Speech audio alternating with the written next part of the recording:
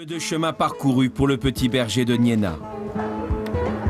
Niena, son village situé à des heures de route de la capitale Bamako. Un village où il n'y a ni eau courante ni électricité. Dans une semaine, il compte partir sur place pour poser la première pierre d'un centre de santé.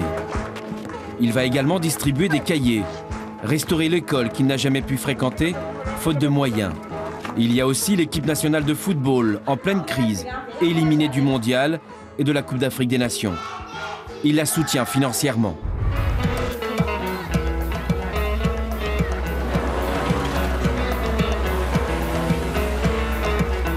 Les dimanches à Bamako, c'est le jour de mariage.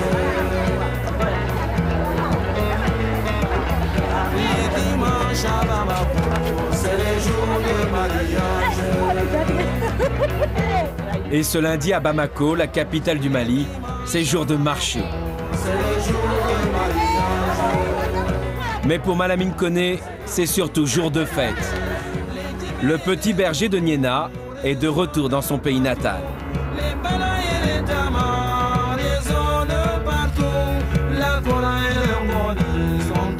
Vous savez, moi j'ai quitté le Mali à l'âge de 10 ans pour rejoindre mes parents dans la cité de Fromazin à Seine-Saint-Denis. La France a été une seconde chance pour moi. Après avoir connu la misère ici, je me suis vu offrir une nouvelle vie. J'ai eu des rêves. Aujourd'hui, ces rêves sont en train de se concrétiser. Ce que la France m'a donné, j'ai envie de le partager avec mes frères. Quand j'ai quitté le Mali, je ne parlais pas un mot français. J'ai été à l'école francophone pour apprendre à dire papa, maman. Je me suis battu pour m'intégrer. Aujourd'hui, c'est en train de me réussir comme ça a réussi à d'autres jeunes. Je ne veux surtout pas qu'on tombe dans la fatalité.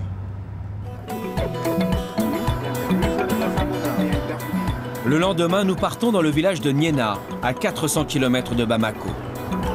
Là-bas, Malamine Koné veut construire un centre de santé et restaurer l'école. Parce qu'il n'a rien oublié de ses premières années.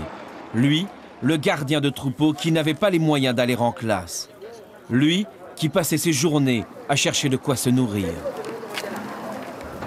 Le Mali est un pays en développement, mais il reste encore beaucoup de choses à faire, notamment au niveau de l'éducation. On manque encore de matériel scolaire.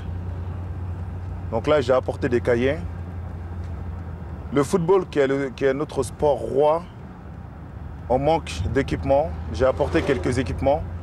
J'essaie de, par ces petites dotations, j'essaie de contribuer au développement de la jeunesse malienne. Une fête a été organisée en son honneur.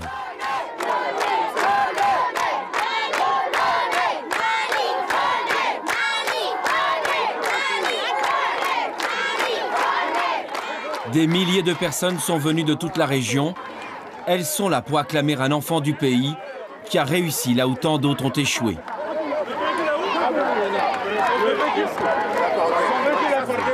Mais même à des milliers de kilomètres de l'Hexagone, le jeune PDG pense toujours à ses frères maliens des Francs-Moisins. Malamine, vous pouviez faire venir des jeunes des banlieues françaises ici, pourquoi? Pour qu'ils prennent conscience de la réalité. Vous savez, les problèmes qu'on subit en France depuis 30 ans maintenant avec la jeunesse, c'est parce qu'une partie de ces jeunes est en manque de repères. Et il est important pour eux de revenir un peu aux sources, prendre conscience de leurs origines, de voir les difficultés et de voir aussi les richesses, mais surtout les difficultés pour que, en France, pour qu'ils puissent se rendre compte que la France est une seconde chance pour eux, et que grâce à la France, ils pourront travailler, gagner leur vie pour pouvoir aider leur pays d'origine, à se développer. Malamine Koné sait aussi que sa réussite fait déjà rêver des milliers de jeunes dans le pays. Mais il les met en garde. Sur les 4 millions de Maliens partis à l'étranger, combien ont connu la désillusion? Alors qu'ici, dit-il, il y a tant à faire. J'espère que mon exemple donnera des idées, mais dans le bon sens.